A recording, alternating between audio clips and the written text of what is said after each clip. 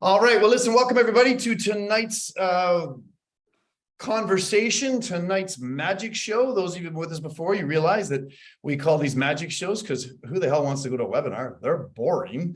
I might even reframe them as magic workshops because I do want to move these in the direction of getting even more and more time for you guys to work with the material, to work with the stuff so that you get some level of mastery of this, right? Tonight, our topic of discussion is successful money management habits of wealthy docs.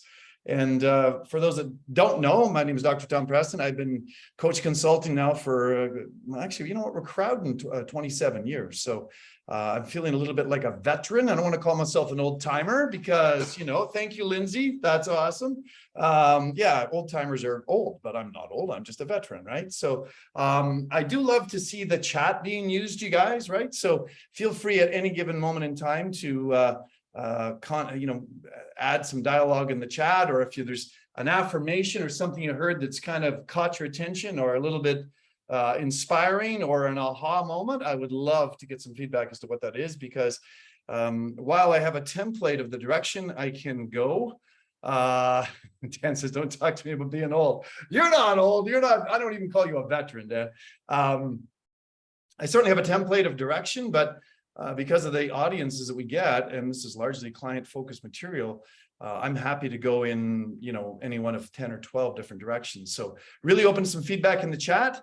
And just to make sure everybody's fingers are working, if you're anywhere near your keyboard, let's just get a how you doing tonight kind of a thing. Just give me a word that defines how you're feeling tonight, please. Are you inspired? Are you focused? Are you sleepy? Heaven forbid. You're not old, Dan, we know that, right? Jonathan says, greetings, show me the money. Yeah, baby, I love that. That is exactly what we're going to be focused on tonight. Let's see who else's fingers are limber enough to give me a word or a term. Scott's happy tonight. I love that, Scott. That's awesome, man. That's great stuff. Lindsay, how about you? What's going on? Dan says, he could be psyche tonight, but this is more important. Dan, man, there's so many reasons I love you. There's just another reason I add to it, right? And Lindsay says she is anticipatory. So that's great stuff, you guys. I appreciate that. One of our sayings at Full Circle is, how you do anything is how you do everything. One of our other sayings is the more you give, the more you get. And so feel free to share, because we're commonly smaller audiences here as we do these things. Feel free to ask any questions that you might have as we go. Just either raise your hand in the chat or in the little animation thing, and we'll get to it, right? So again, our goal at Full Circle is to help you grow as a person and a business professional, which the ripple effect of that, the side effect of that, the consequence to that, the outcome to that is more time off, a higher quality of life, and more money is the very common output. And I know that a couple of you on this call right now are actually having record years. So booyah to that. We have a very proprietary roadmap system, you guys, that we've developed after all these years. We're literally starting with the vision that someone has for their life and their business. We can walk them through answering a series of, in this case, 12 questions that will move them through what we call the clarity phase of growth and development in their life and their business. And out the other end comes a minimally $5,000 to $20,000 a month of profit. So answering questions like, how do I know what I really want in my life and what I want my life to look like? Super important question. Defining success as a result of knowing that answer, and then getting to know your numbers. This is really a little piece of what we're talking about tonight. So many docs just don't know their numbers, they don't understand them. And so we're going to go into that tonight, because if you don't know your numbers, you got a snowball's chance in a really hot place of ever getting to the level of financial abundance that you desire and deserve, right? So again, you can walk your way through this roadmap, you guys, staying focused, getting really effective time management, having complete certainty that you can deliver the goods is a huge piece of the puzzle. Creating a new patient pipeline, lots of new people coming in the door, and being able to effectively onboard those people and give them proper treatment plans so that they know and you know how they're going to go through the process in your office. Creating structures and procedures, and then getting a team to support you and support your vision and inspiring and leading the team. I got to peek over the side, you guys, because I can't see past my laptop here. So I apologize if my face disappeared for a brief minute. This roadmap is literally the synopsis of the first 25 years of my consulting experience. The in-house version of this, you guys, looks like this. Those of you that are clients recognize this, I hope. Our proprietary vision focus systems team model. And we're continuing to work through a lot of these magic shows are focused on the clarity phase. And in specific today, we are working on this one right here, which is the money management basics. And oh boy, that was not what I wanted to see do. Let's just go backwards on that guy again, clicking on the wrong thing. So the money management basics is one of the foundational pieces of the base rung on our roadmap. Again, there's 3 rungs to the ladder: the clarity phase, the manifestation phase, and the legacy phase. And it's improbable, if not impossible, for you to work on the second rung if you haven't got mastery of the first rung. And it's improbable or impossible to get working on the third rung, the legacy level, which, Jonathan, I know you and I have been working on for a while, and it's going very well. It's improbable you can give, again, if not impossible, to work on that without getting mastery of the second rung. So it's not as linear as I'm describing it, you guys, but I'm describing it somewhat linearly just for, for the benefit of the but it gives us a really solid process to walk people through from, A to B. So again, for clarity, we're working in the systems aspect of our roadmap tonight, very specifically on the money management basics. As Dr. Astrid is here. Astrid, I'd love for you to turn your camera on. We'd love to roll with cameras on these workshops. So again, we're talking about habits, and I've had the opportunity and privilege, you guys, of speaking at the vast majority of the chiropractic institutions in the world, and I've lost count of how many hundreds of seminars I've facilitated. And these concepts I'm going to share, some of the frustrations, some of the constructs, these are worldwide.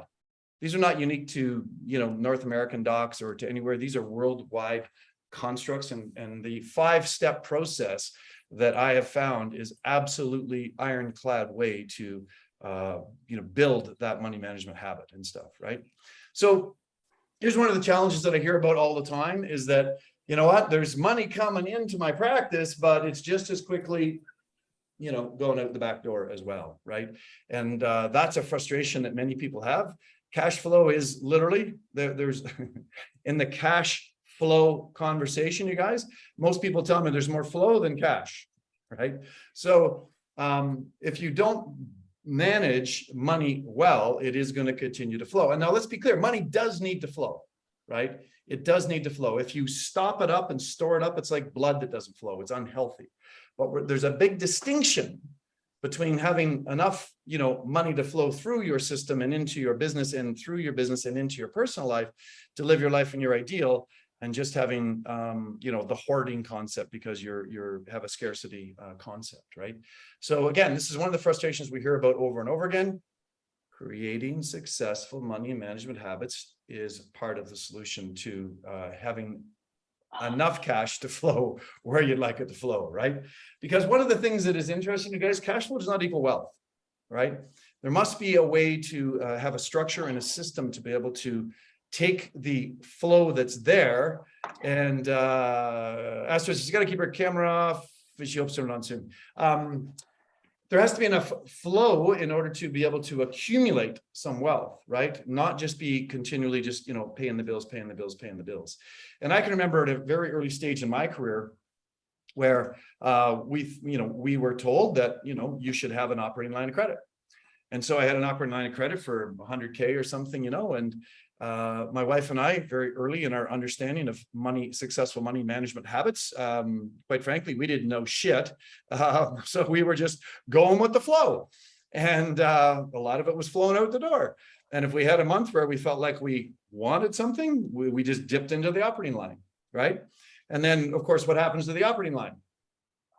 It slowly goes up, and it goes up, and it goes up. And then you get that really lovely moment in time where your bank manager calls you and says, hey, Dr. Tom, you're getting very close to overdrafting your operating line of credit. I'm confident that you're going to be making some installments towards that, aren't you? As he's nodding his head, and you're going, hell yeah, I'm going to be making some installments. So we're going to be bringing that back down. And you rush to the couch cushions and you go to the remember we used to have ashtrays in cars, you guys, right? So you go to your ashtray in your car, you pull out the loose change, right? And you'd be making a, $5.80 installment, right?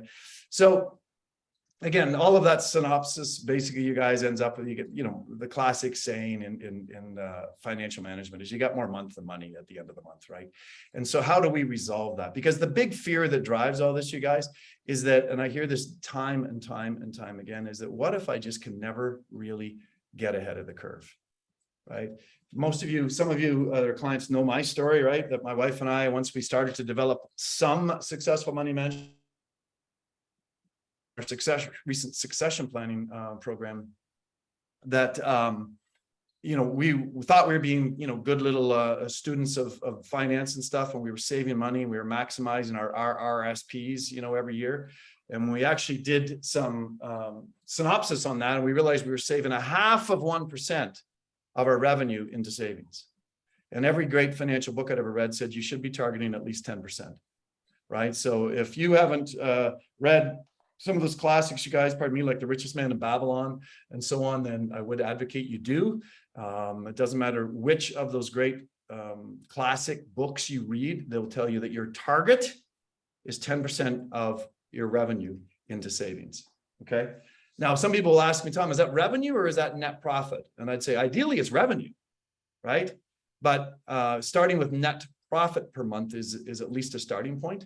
And then I'm going to talk to you about a system tonight that I advocate for that will help you grow that. And I've got several examples of that. Matter of fact, Dr. Terry's story is one that I'm going to tell tonight, right? Because instead, you guys, we just, most people would like to make more money, because the contradiction in reality is that as chiropractors, we have an incredible service to offer. And everybody who has studied any aspects of physiology and natural health and stuff realizes that an unsubluxated human is always going to be healthier, happier, living a higher quality life, higher level of function, and less pain or no pain, right? And so it's like we have this incredible service we offer the world.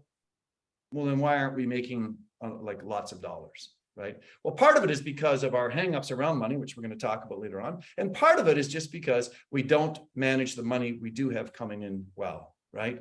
So there are some solutions to this. One of the pieces here is we'd love to have, I hear people tell me this all the time, they'd love to have a money system. We're going to talk about developing a system tonight and how that looks and how that could and should work.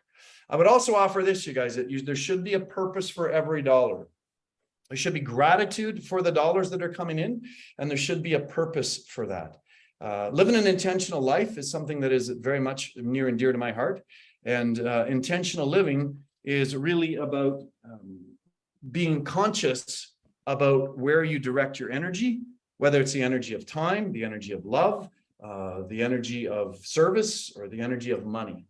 And so just being intentional about that and having a purpose for those dollars is really clear.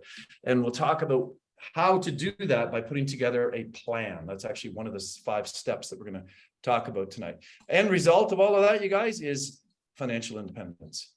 And I've told the story many times. It bears repeating again on this recording, but I was in 1995, the Chiropractic Centennial 100-year celebration in Davenport, Iowa. I went to the Fountainhead, right, in order to have this experience. And my friend and mentor, Guy Riekeman, who went to film school, actually, right, at UCLA, has a film degree as well as all the other degrees he has. And so he was tasked with putting together the Centennial celebration documentary, basically on the history of chiropractic. And it was initially going to be aired on one of the big networks. I don't know if it was ABC or NBC or whatever it was. And then, lobbying happened and other interest groups got involved and it wasn't going to happen. And anyways, our last resort was Fox. Okay. But we needed to raise a bunch of money. And so we're at the Black Hawk Theater, which BJ used to lecture at. And he's talking about this, this money we need to raise, right? And we needed to raise like $1 million, like basically that day, in order for this documentary to even have a hope of being aired. And I was quite inspired by it. I knew Guy well, and I was really inspired to, reach into my wallet and get some money out. I was relatively early in my career, so I felt like, I was going to donate something, and there was that quiet that goes over a crowd when somebody asks for money, right? Because people are like, oh man, is this, what am I going to do here, right? So what happens is, as the story goes, there's an older gentleman, and he always was known for wearing a red beret. And the chiropractor who had done quite well financially, he had financial independence. And he started it after that awkward silence, and he stood up and he said, Dr. Guy, I'd like to start. And he just reached into his front coat pocket and he writes a personal check for $300,000. He said, with 300K, get us started? It's like, yes, sir. Yes, sir. $300,000 is a hell of a way to start. I was going to give a couple $1,000, and I felt so inspired that I, upped it to 5,000, which I thought at the time was quite a bit with the loans that I had. But I would have loved to have been in a position of financial independence. Is the story I want to get across, you guys. I'd love to get to financial independence so that I could do things with my money like that are meaningful to me, like donate to causes and philanthropic things as well that I like to do. But if you do not have successful money management habits, it ain't going to happen, gang. It just is not going to happen. And thank you for that, Lindsay. I appreciate your sentiments in the chat. Okay, so how does this process all work? Well, let me go back to sharing my screen, you guys, and we will get to it, all right?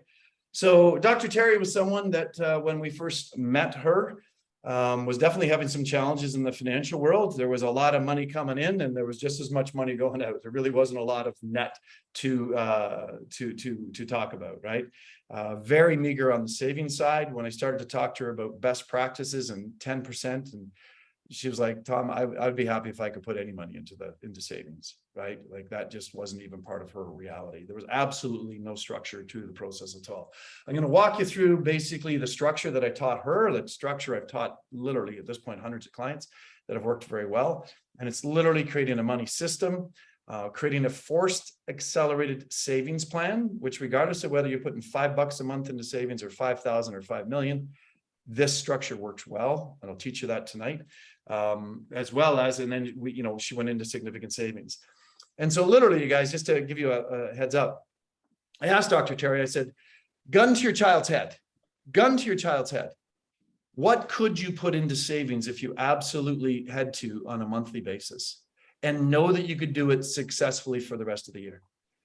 And she really paused on that one. And she goes, Dr. Tom, I don't know, like maybe $50. I said, okay, so you know that there's somewhere in your well-being that you could generate $600 to put into savings this year, $50 a month. And she goes, yes, I could. I said, great, then that's going to be, our starting point. And then from there, we went through the forced accelerated savings plan, which the real Reader's Digest version of it, you guys, just if you're a note taker, you jot this down. What you do is you target an increase of 10% every quarter. Okay. So in her case, she's putting $50 a month in, then, the next quarter, your target is going to be 55. And then, 10% increase from that. And I will advocate for up to 15% increases, but in that target range. Okay. But for her, it was 10%. And then she went to whatever the math is, like $61 or something, and then up from there.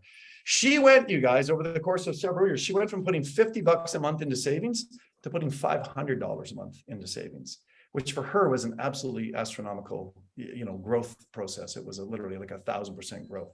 So we know the structure works and works well. And it's one that is very simple to use. My wife and I used that, and we went from saving 0.5% of our revenue into savings till eventually we reached, after a couple of years, 10%. And then one of my friends, Wayne Dyer, suggested that from his perspective, that 20% was even a better target number, 20% of savings. And so my wife and I said, well, it's good enough for Wayne, it's good enough for us. So we targeted and grew it to 20% of our revenue.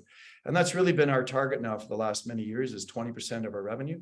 Our revenue's grown over the years, as has our savings. And it's not a mistake, you guys, that as your savings grows, your revenue grows. The two things go hand in glove. And we use that exact system, the forced accelerated savings plan, to go from saving 0.5% to literally thousands and thousands of dollars on a monthly basis. Okay. So I've got a lot of faith in that structure and that, but before we get there, we need to be able to go through the 5 really key components of this system. All right. So we're going to talk about consciousness. We're going to talk about being able to dream. A lot of people have forgotten how to dream. I think that's Scott's young son that I'm looking at here is going to know how to dream, maybe even better than dad does. Hey, buddy, how you doing, man? Good to see you. We're going to talk about how to create your magic number. We're going to talk about developing a system and following a system, right? Because I've had clients over the years that have developed systems and then they fall off the wagon, right? Just out of curiosity in the chat, I want to just take a small breath of air here, you guys. I'm going to grab a glass of water. In the chat, has anybody ever built a financial system and then fallen off the wagon with it? I'm just curious to see. Anybody here? Just put me in there if that's something that you've done. Yep, Lindsay's done that. Jonathan's done it. Scott's done it. Yep.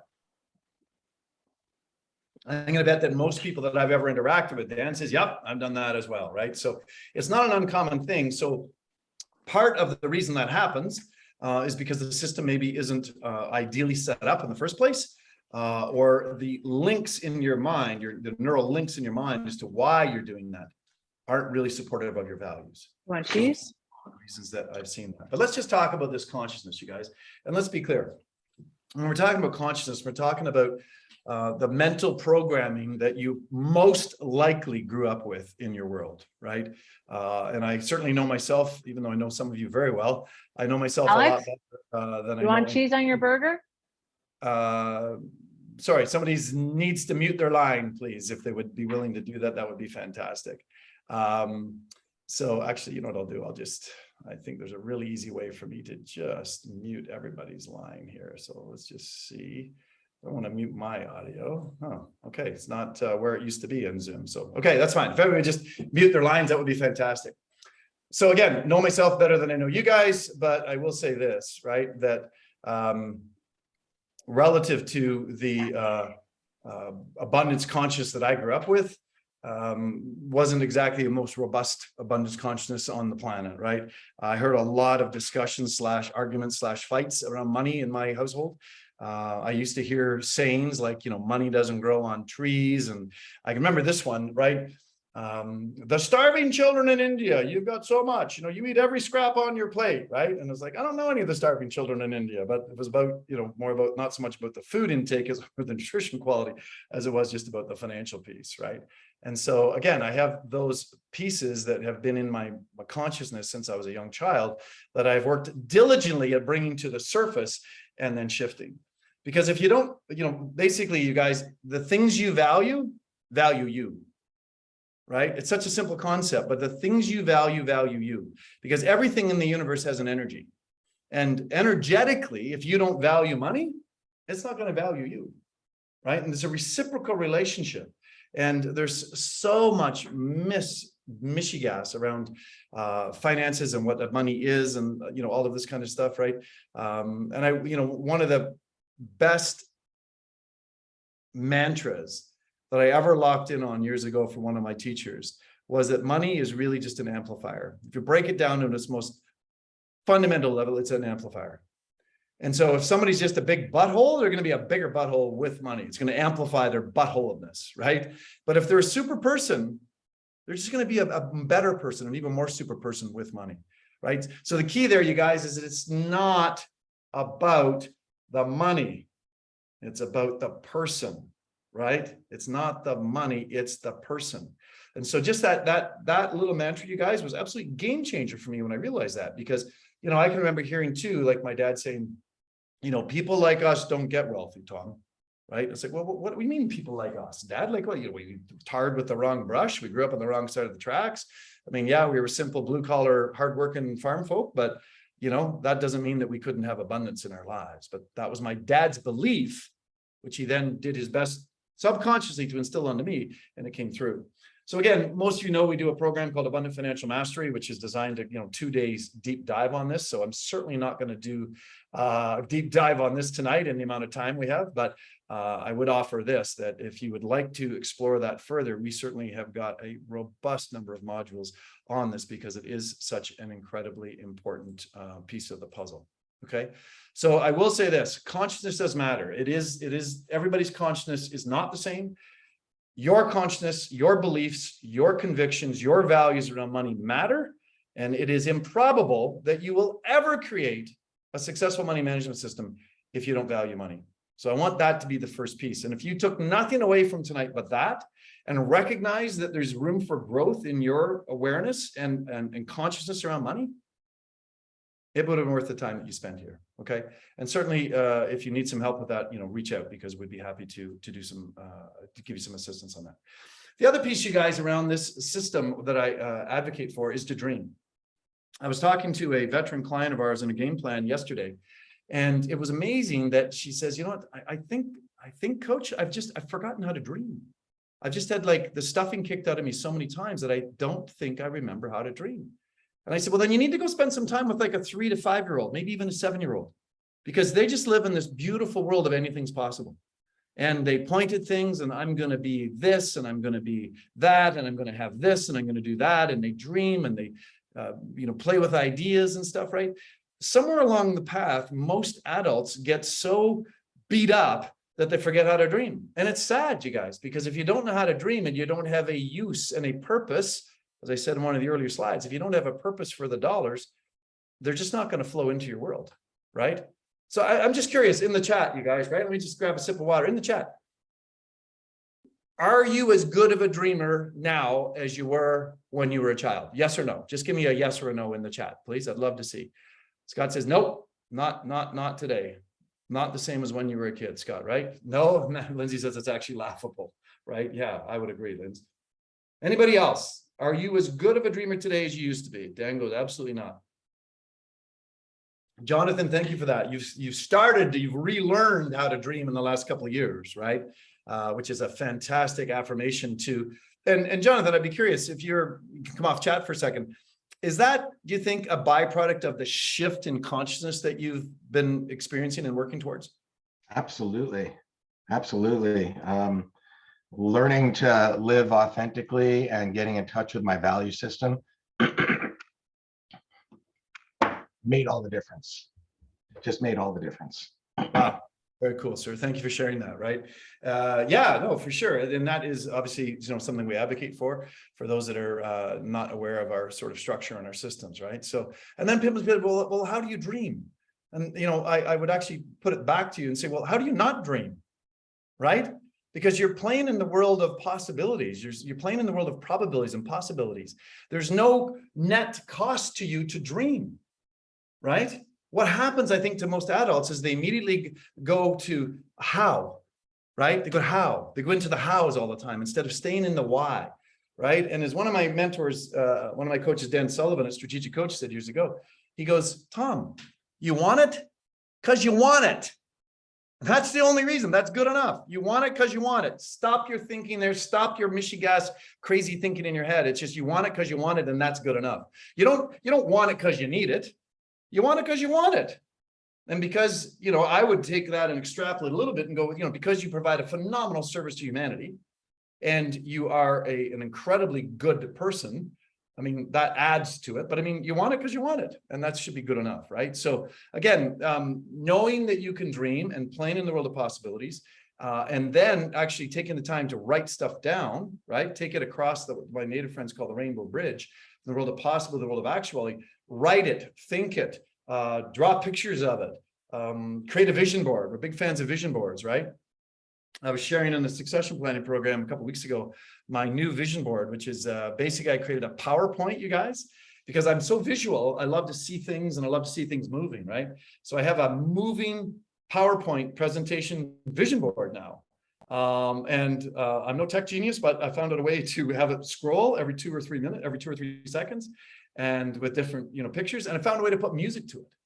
Oh my God, you guys, you want to talk about dreaming. It is just absolutely phenomenal, right? Yes, and Jonathan, you're very wise. Writing it down and visiting the dreams frequently gives our dreams power, 100%. And Astrid, dreaming tons now. Wow, that is super fun, Astrid. So happy to hear that, right? Okay, the third part of this structure, you guys, to building a successful financial management system, money management system, is to find your magic number. Okay. And the magic number is really that planning side of coming up with a structure and a system. And it's also tied to the slide I shared earlier, which is your purpose for your dollars. Okay. So if you don't have a purpose for your dollars, they become purposeless. And if they're purposeless, is that even a word? Yeah, purposeless? I'm not sure. Is that a word? Lindsay, is that a word? Purposeless? Okay. If it's a word, I'm going to use it. Because if it doesn't have a purpose, then it's less likely that it's going to actually show up in your world, or it's going to actually be put towards the purpose with which you intended for, right? So that haphazard kind of way of going through life, that unintentional lack of consciousness is there. So how do you come up with your magic number? All right. Well, we're actually going to go through a worksheet in a little bit, and I'll go through it in great detail. But there's 6 parts, 6 pieces to coming up with your magic number. And your magic number is the dollar amount that you and your family desire to manifest in your life in order to live your life in your authentic ideal, right? And let's be clear, your authentic ideal. You want it because you want it, because it's authentic to you. All right. So we'll go through that in a little bit more detail here, you guys, when we get into the worksheets and stuff. But knowing that number is absolutely imperative, because you can't hit a target you can't see. You can't hit a target you can't see. I'm going to say that a third time. You can't hit a target you can't see. So if you don't know whether you want to make $1,000 a month or $10,000 a month or 100,000 or 17 million or whatever the hell the number is, if you don't know what that number is, it's improbable. As a matter of fact, I would say impossible that you're ever going to hit it. But when you can get clear that this is the life you desire and deserve, right? That one's worth saying again, the life you desire and deserve. Then you actually put a dollar value to living your life in that ideal, then, you have the probability of getting it. 17 million is actually a really nice number, Jonathan. That one just flew off the top. Okay. So getting your magic number, which we're going to go through in more depth here in a little bit, is really important. All right. Developing a system. And for those of you that are clients, or watching this and recording as clients, this is our bliss sheet, right? This is the tracking side of our bliss sheet. And bliss stands for business life plan intention sheet. Okay. And so with the bliss sheet, what you have is you have a tracking system. And once you get your magic number and you say, let's just pick numbers. Maybe because it doesn't feel too realistic to everybody, Jonathan, we won't use 17 million, but let's use 50,000. 50,000 is your target dollar value per month that you've come up with when you calculated your magic number. I'm going to show you how to do that in a second, okay? But that's the number. And let's just say right now, you guys, you're at 25,000 a month. So you're like, okay, how the heck am I going to grow from 25,000 to 50,000? Well, there's a whole bunch of pieces to growing to that level. But the very first step, which is developing a system, is you've got to show your consciousness how you're going to get there, right? So on a quarter by quarter basis, you're going to do that forced accelerated plan that I was talking about, but you're going to do it on the revenue side. And you're going to increase your revenue by 10 to 15% per quarter. Why 10 to 15%? 10 to 15% has been shown psychologically, you guys, through many, many studies. It's the level of growth that usually does not make your anal sphincter puncture, sort of fibrillate, okay? Because when that starts to fibrillate, bad things start to happen, okay? And we're not just talking about, leaky flatus, we're talking about, you're terrifying yourself. So 10 to 15% per quarter is usually where that little voice in the back of your head that goes, hey, Preston, who the hell do you think you are? You've never hit that target before. Blah, blah, blah, blah, blah. You're an idiot. You're just average. You grew up on the wrong side of the tracks. Blah, blah, blah, blah, blah. You know that voice? But in the chat, anybody know that voice? Anybody got a version of that voice in the back of their head? I'd love to see either a yes or a no in the chat. Anybody got a voice like that in the back of your head? That little critic, that just kind of shoots you down at times when you try to dream a little bit. Yeah, I'm seeing lots of yeses come in, right? Jonathan killed that voice. I love that. So again, with 10 to 15% increases, you guys, it usually doesn't activate that little critic, right? So again, using our fictional numbers, we're going to 50,000. Quarter one, we're going to, be at the 25,000. The next quarter, our target is going to be 10% more. So be another 2,500, or it would be 27,500. The next quarter, another 10%, right? So it would be whatever the math exactly is, you guys, right? 30,250, whatever the math is. And you're setting these targets until you literally, it doesn't matter to me how many quarters it takes. If it takes 5 quarters or 10 quarters or 20 quarters, lay out the game plan all the way through from where you are, in this case, using my fictional numbers from 25,000, 50,000, lay that out over the course of the quarter so that your mind can actually see that there's a pathway. Because I spend so much time in the wilderness and the outdoors and nature, you guys, if I can't see a pathway through the forest that I'm working in or hunting in or whatever, right? It's like, I'm not going anywhere. Now, I learned a skill at quite a young age, taught to me by my father, about how to see in almost like massively different dimensions in the wilderness. So regardless if I'm in thick, dense forest or not, I can see a path through it. But again, moral of the story is if you can't see a path to where you're going to go, it's doubtful that you're going to start the journey.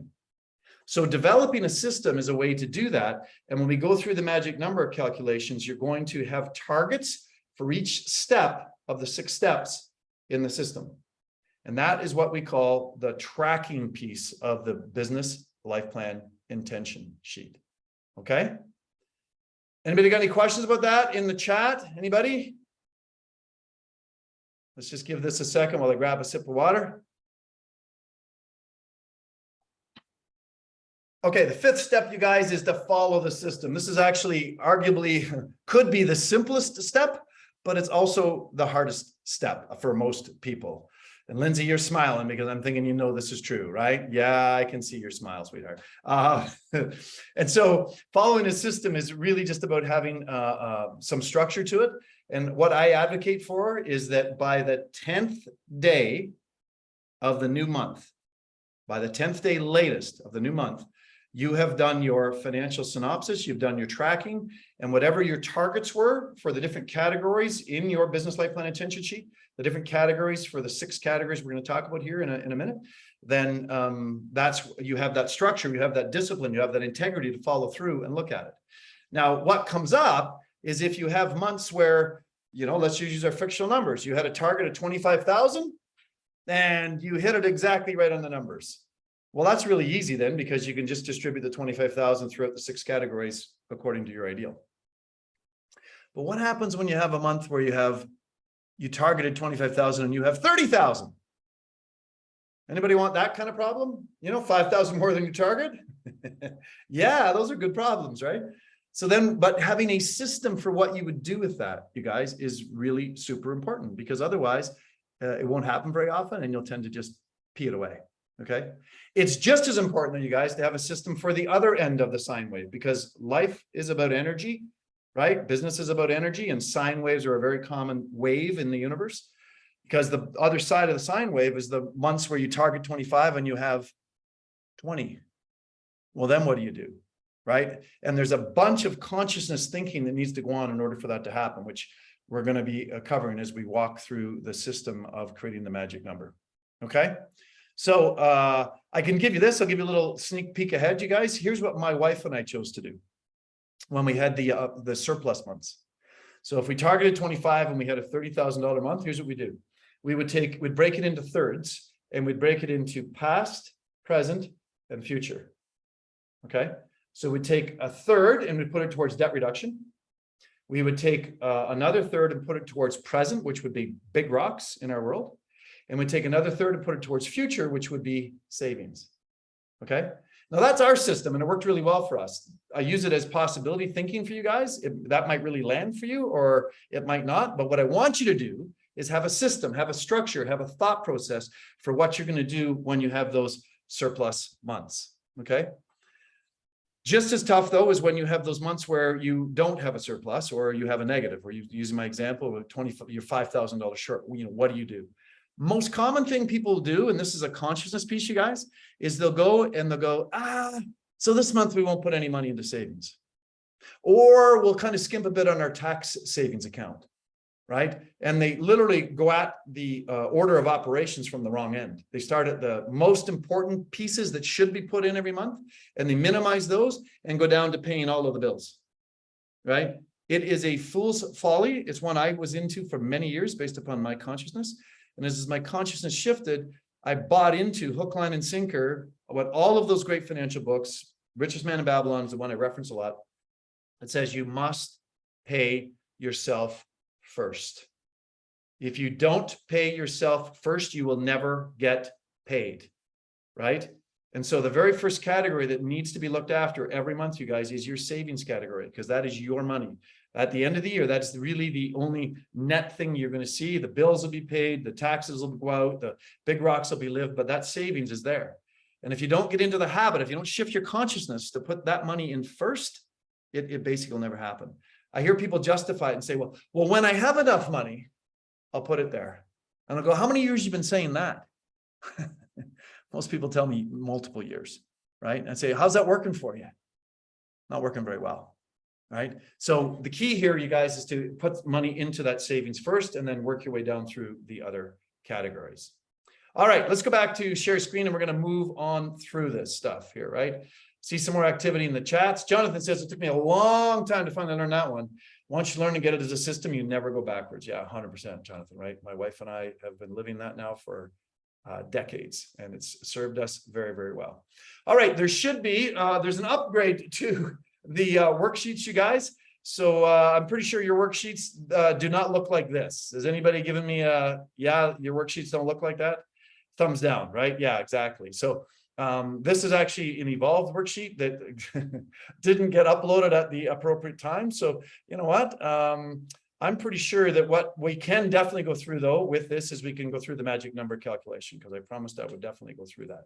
And if my iPad will charge, Scott says, I agree. It was told a long time ago and pays off the road down the road for sure. I'm going to see if my iPad is charged, you guys. So just give me a half a second to double check this. It'd be really nice if it would and play nice. But I have a sneaking suspicion that maybe my iPad is just not being perfectly happy right now. I don't know why. And it's really not being that happy right now. So that's terrifically annoying. Okay. My apologies, you guys, for my iPad being out of service. But let me walk you through, you guys, the magic number. Okay. So the 6 categories are savings, taxes, lifestyle, big rocks, debt reduction, and office costs. Okay. And this is the sequence with which I advocate that your system should put dollars into your world. Okay. So again, we already talked a lot about savings and the importance of that. Again, if you're like me and once you do the math, you're putting 0.5% of your revenue into savings, nothing wrong with that. Please don't judge yourself. That's a start. It's something. If at this point you don't feel like a percentage is something you can do what I taught Dr. Terry to do and just put something every month into savings. It's a habit, you guys. It's a system. It's a structure. It's a consciousness. And by just getting into the habit of doing it, you'll feel like if there's a month where you just miss it because you were off on holidays or something like that, it'll feel awkward. It'll feel like something's missing. It'll feel like you forgot to put your underwear on when you got dressed that morning. All right. Because going commando is just, it's just not a thing that most professional people do. So again, savings is where you start. And then taxes. If you live in one of the G20 nations or in Western culture, there's this thing called tax. And it's literally, if you choose to live in the country, it's really part of just the price of admission to be there for the relative structure that's there. I tend to be a little bit of a libertarian, so I'm not as fond of big government as some people are. But again, I have made peace with the fact that if I choose to live in the country I live in and they have a structure, that I can either choose to not live in that country and not pay those taxes, or I can choose to with joy. Listen, let me say that again, with joy, pay those taxes every month and or every quarter, whatever your structure is, and get them out there. If you do not have like a structure set up, you guys, part of your system is not to pay those taxes on a monthly or quarterly basis and you're saving for it, for heaven's sakes, you want to be saving a percentage based upon your financial manager or your accountant, whatever they suggest. You want to be saving a percentage of your revenue into a bank account that then gets paid at the end of the year if that's how you do your taxes. Okay. I used to just put a number. I'd say, well, I'm going to save, X amount of dollars because that's what my accountant told me to save last year. And then I had that awkward call that in April, when my accountant goes, do you want the good news or the bad news? I go, let's start with the good. He goes, you made a lot more money this year. And I'm like, yeah, happy dance, right, yeah. And then he goes, you want the bad news? I said, well, not really, but give it to him. And he goes, you need to write a check to the government for 38 grand by Friday. And this was on Tuesday. And I went, oh, good. Yeah, let me just pull that 38 grand out of the couch cushions again, because I had to do that to get the bank manager suffice, right? So anyways, big lesson, you guys, use a percentage and put the money away. Either give it to the government right away or put it in a savings account. And for God's sakes, don't touch it. I've had a client, because how you do anything is how you do everything, right? I had a client, wonderful man. I actually went to university with him, lives in Toronto. And man, I tell you, I coached him on and off for several years. And despite creating a system the fifth step in the 5 steps that I shared with you guys earlier, I could not get him to stick to his system. And he was repeatedly robbing Peter to pay Paul, dipping into this to do that. And he was commonly, the very first thing he'd dip into is his tax account. And then he'd get to the end of the year and he couldn't pay his taxes. And then, Revenue Canada would come and crawl up his butt and take residence and stress him out. And he would lose weight and he would be stressed out and his hair would fall out. And then he would kind of, rob Peter to pay Paul to get back in proper fiduciary responsibility with the government. And then the cycle would start over again. And we actually went through, we worked together for many years. We went for, I think the record we had was a 3-year period where he was actually solvent with his taxes. And then the cycle repeated, because the first of the 5 steps, I'm going to give bonus points to anybody who gets this. I talked about 5 steps in the system. What was the very first one? What's the very first piece? You guys put it in the chat, please. What was the very first one I talked about? Anybody? Fingers in the chat. What was the very first step? Consciousness, Scott goes. Yes. Scott, if I could give out prizes, man, I'd be giving you a prize right now. It's consciousness. And his consciousness was such because he despised how his government was using his tax dollars. And he just had this thing about how it was, kind of not their money, it was his money. And so he'd rob Peter to pay Paul, and, he just ended up with all kinds of problems. So consciousness is definitely a step. Your lifestyle is the things, you guys, that is part of the dream. Big rocks and lifestyle, they're the dreamy parts, right? Most people don't dream about paying taxes. I don't know. I've never had that dream. It's not really one that I, really want to go to sleep with. But your lifestyle are those day-to-day things. It's rent or mortgage payments. It's heat, hydro.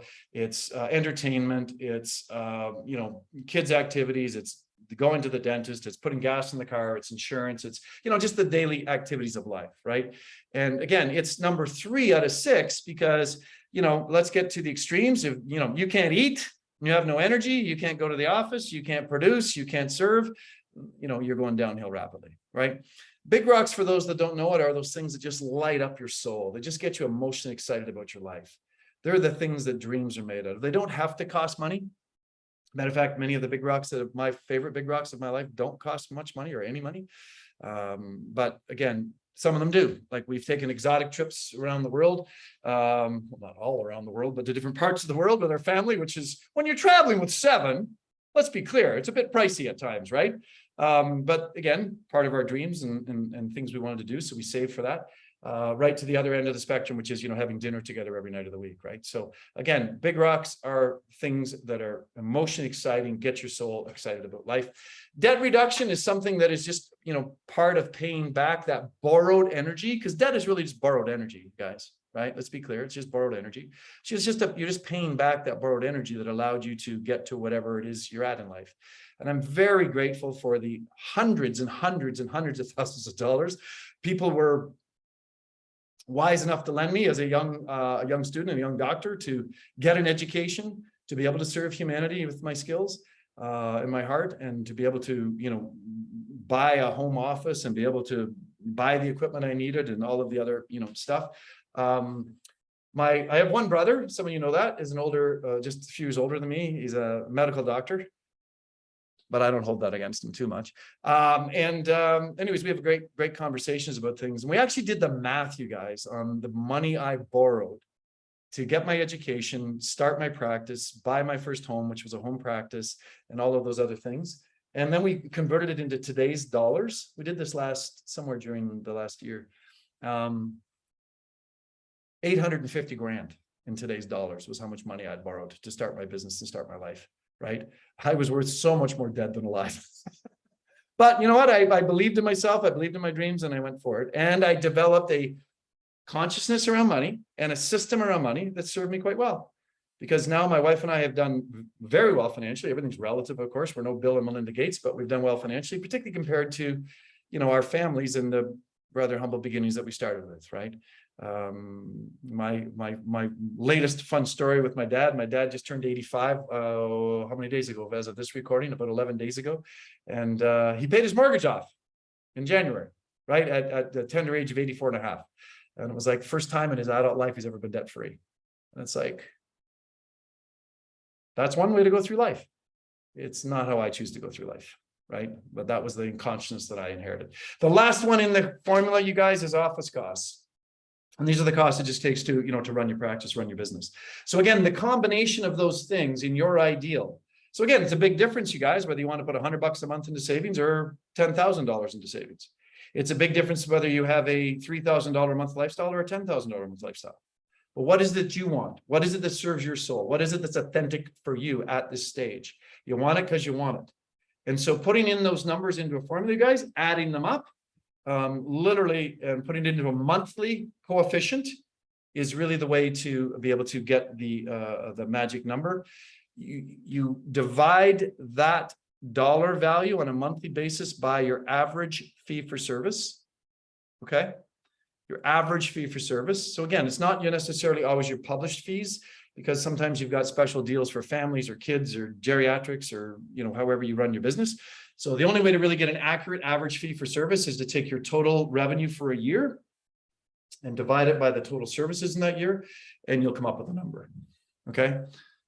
So again, let's just use simple math, you guys, right? If we're saying that, we're using our fictional, $50,000 a month is our magic number of dollar value. And we have a $50 average service fee.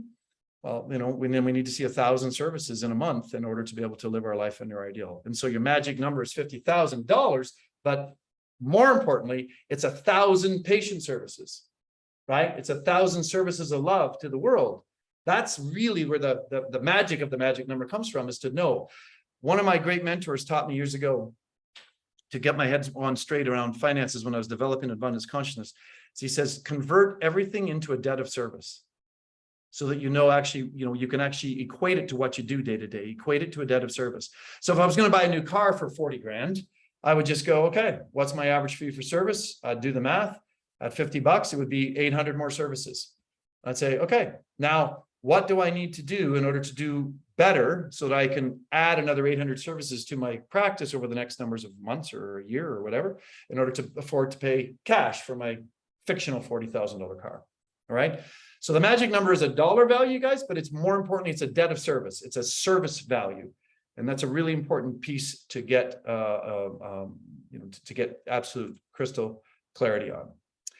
All right, so let's bring this baby in for a landing, you guys. Here's what Coach Tom is recommending, right? Find your magic number. I was doing a game plan with another client yesterday. The guy's younger in practice, and him and his wife are just starting out. They would love to move out of his wife's parents' basement and buy their own home. It's super important to them. But he had a magic number he'd done up when they were living at his in-laws. And now they're buying a new home. And literally, I might get a text at any moment that this deal actually closed, which is I'm so excited for Blair and his wife. But what I advocated for you guys is that as your consciousness changes, or your life changes, or your desires changes, or whatever, you need to keep updating your magic number. It's not a stone tablet that you're working on, right? It's something that is a viable, it's got a plasticity to it, a vibrancy to it. And you need to continually update that magic number to see where it is, because life changes.